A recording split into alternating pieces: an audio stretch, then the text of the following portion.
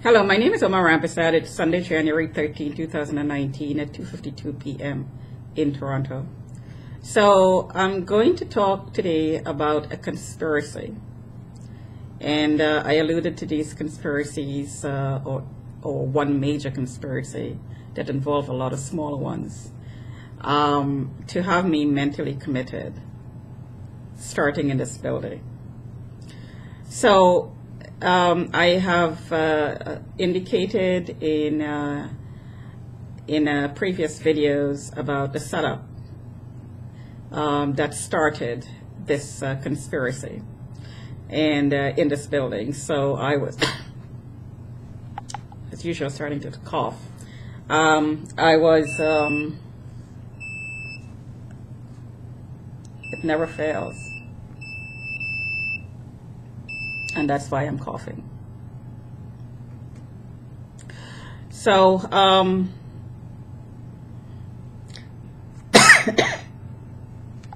I was fine. I did not cough all day. The start of this push to have me mentally committed was in this building quite a few years ago. So I was lied upon, the cops flagged me, and then I was registered because apparently warrants weren't served. There were 3 warrants to be served, and it never got served, so they registered me as somebody who was mentally ill. And then the same thing happened for all kinds of other so-called criminal activity that I was supposed to have committed, which of course I didn't. They were all based on suspicions. There's no evidence, or else I would be charged. So this is ongoing, as I indicated in other videos. The conspiracy comes about where there is infiltration in the workplaces and my family. But let's talk about workplaces. Since I was registered in the system about 6-7 years ago, maybe, I was harassed in the workplace and surveilled in every workplace since that registration took place. And I'm harassed with the comments that my name was in the paper as a prostitute or mentally ill or both. And people are finding my names in the newspaper, and pimps are following me around as a result. And I'm suspecting that I'm being harassed by people who are working with pimps to intimidate me into the business. So the infiltration in about 10 companies, I've had to move because I was harassed in every one of them. And I had the idea, I got the impression that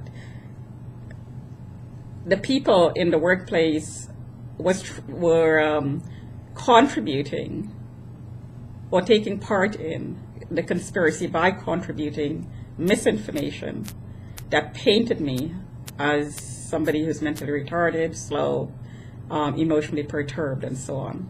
So they were taking part in the conspiracy that started in this building.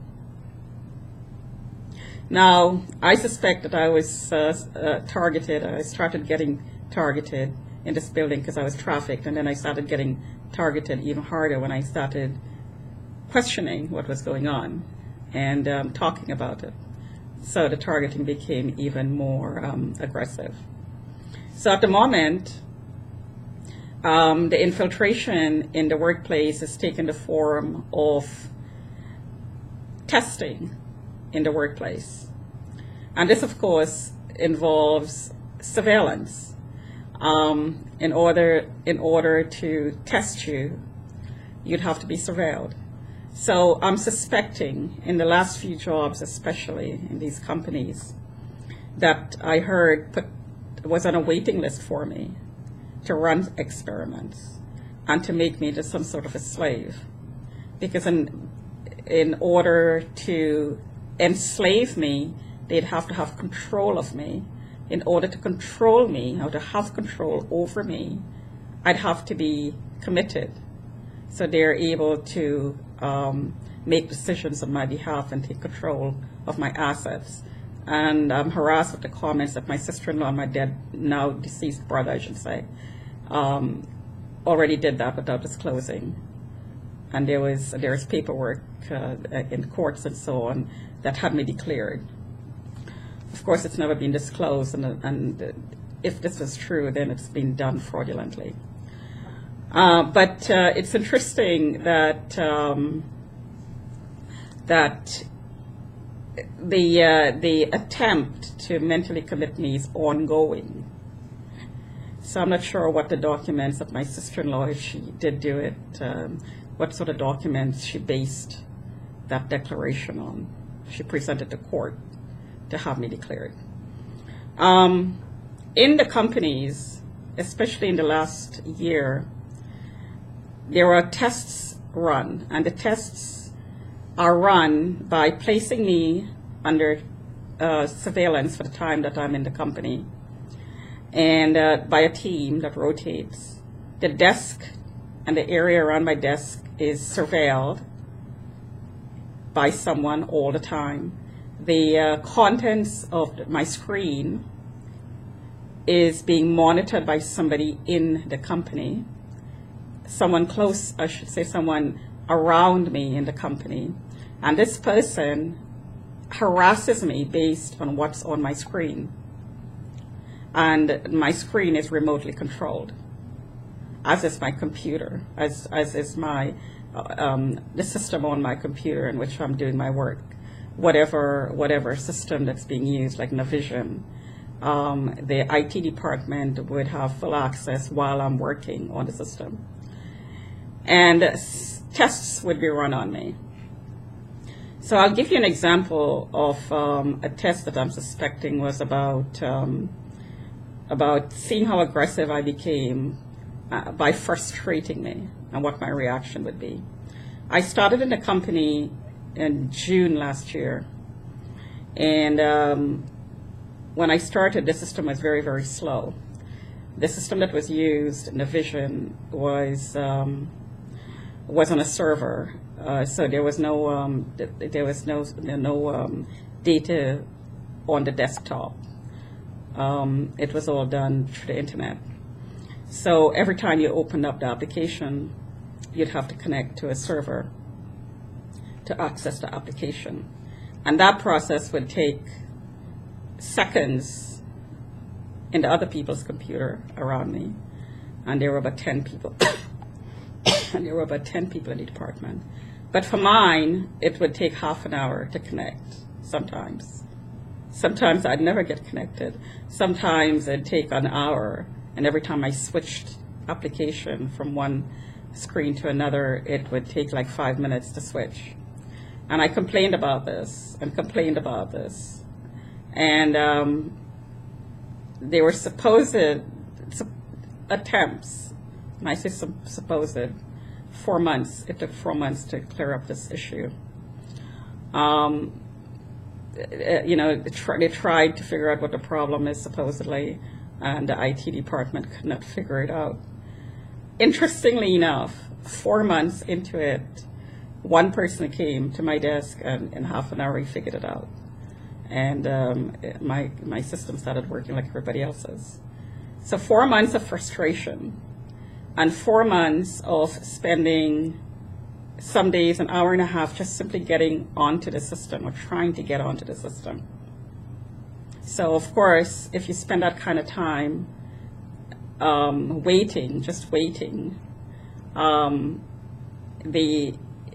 quality, not the quality, the quantity of work, and sometimes the quality, because you get frustrated, but the quantity of work would be decreased. So that serves two purposes, because I know they were running tests. I strongly suspect that they were running tests. It would decrease the quantity of my work and reflect on the overall quality of my work, so it could be degraded.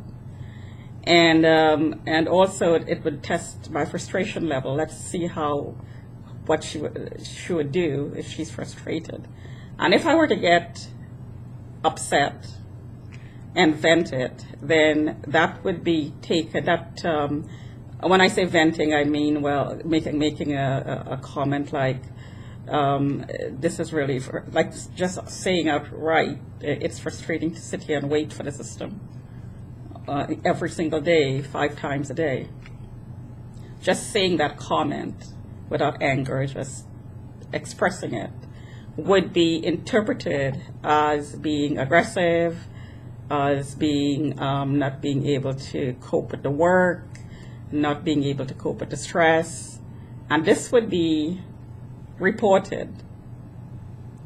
Of course, it would be recorded on a CD as well, because everything about what I'm doing in the workplace would be recorded as part of this experiment that's going on.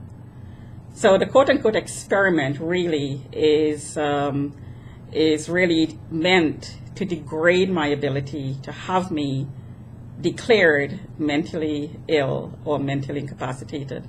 And the picture on my screen has just disappeared. And the counter stopped at 11 minutes. So I should stop there because I'm not sure what's going on with the computer. But you get the idea, so I'm going to stop there. This is one way of trying to get me mentally committed.